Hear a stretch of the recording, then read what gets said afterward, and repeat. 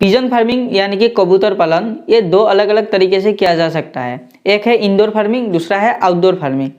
Indoor farming में क्या होता है, एक कमरा ले लिया जाता है और उसके अंदर ही पिजन को रखा जाता है। उसके अंदर छोटा छोटा शेड बना के या फिर एक रैक में वहाँ पर छोटा छोटा शेड बना के वहाँ पर पिजन को पाला जाता है। और ये जो पिजन है इसको बाहर जाने को अलाउ नहीं किया जाता है, मतलब वो उसी कमरे में घूमता रहता है और उसी कमरे में रहता है। और दूसरा रहता है वो है आउटडोर फार्मिंग।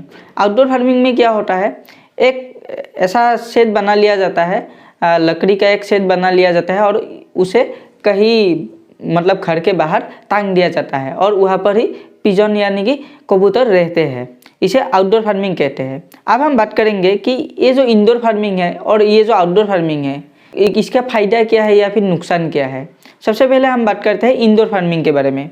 देखिए, इंडोर फार्मिंग में क्या होता है, आप पिजन को बाहर जाने नहीं देते और बाहर का कोई भी प्राणी अंदर नहीं आ सकता।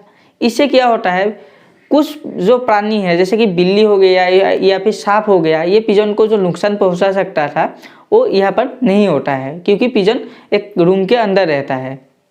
दूसरी चीज़ ये है कि कभी कभी पिजन भाग जाता है। बहुत सारे फार्म में ऐसा देखा जाता है कि पिजन भाग जाता है। तो ये जो केसेस है ये इंडोर फार्मिंग में नहीं होता है, इसीलिए इंडोर फार्मिंग में आपको फ़ायदा ज़्यादा होगा। पर इंडोर फार्मिंग का कुछ नुकसान भी है। नुकसान में से सबसे पहला जो नुकसान है वो है, अगर आप आउटडोर फार्मिंग करते हैं पिजन का तो आपका खर्चा बहुत कम होता है। पर इंडोर फार्मिंग में ये खर्चा थोड़ा ज़्यादा हो सकता है क्योंकि आपको एक कमरा बना लेना है। भले ही वो कमरा बांस से हो या फिर मतलब जितने कम खर्चे में आप बना सकते हैं आप बना सकते हैं।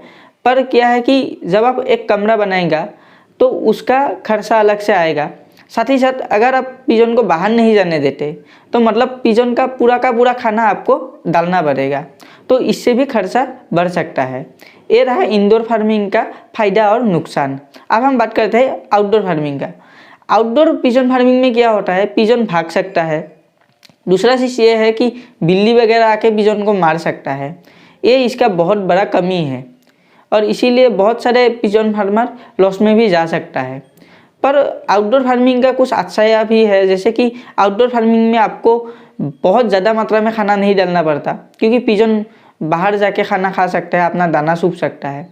दूसरा चीज़ ये है कि जब आप आउटडोर फार्मिंग करेंगे तो आउटडोर फार्मिंग में खर्चा बहुत कम आता है। आपको छोटा छोटा लकड़ी का मतलब शेड बना लेना है पिजन के लिए और उसे टांग देना है, तो उसमें आपको बहुत कम खर्चा आता है। आप एप्पल का जो पेटी वगैरह आते हैं उसका भी इस्तेमाल कर सकते हैं। इसीलिए आउटडोर फार्मिंग में आपका खर्चा बहुत कम है। साथ ही साथ और एक बात बता दूं, अगर आपके पास टाइम नहीं है, अगर आप मेहनत नहीं कर सकते तो आपको आउटडोर फार्मिंग करना है, क्योंकि इंडोर फार्मिंग अगर आप करोगे तो आपको थोड़ा बहुत मेहनत करना पड़ेगा क्योंकि पूरा का पूरा आपको मैनेज करना पड़ेगा। आप एक कंट्रोल एनवायरनमेंट में पिजन का फार्मिंग कर रहे हैं। पर अगर आप आउटडोर फार्मिंग करते हैं तो आपका मेहनत जो है वो बहुत ही ज़्यादा कम है। आपको कभी कभार दाना थोड़ा डाल देना पड़ेगा और सुबह वो जो आप छोटा छोटा शेड बनाएगा उसका गेट खोलना पड़ेगा और बंद करना पड़ेगा, यही मेन काम है। तो अब आपको शायद आइडिया हो गया होगा कि आउटडोर फार्मिंग क्या है, इंडोर फार्मिंग क्या है, इसका फ़ायदा और नुकसान आपको सबके बारे में पता लग गया होगा।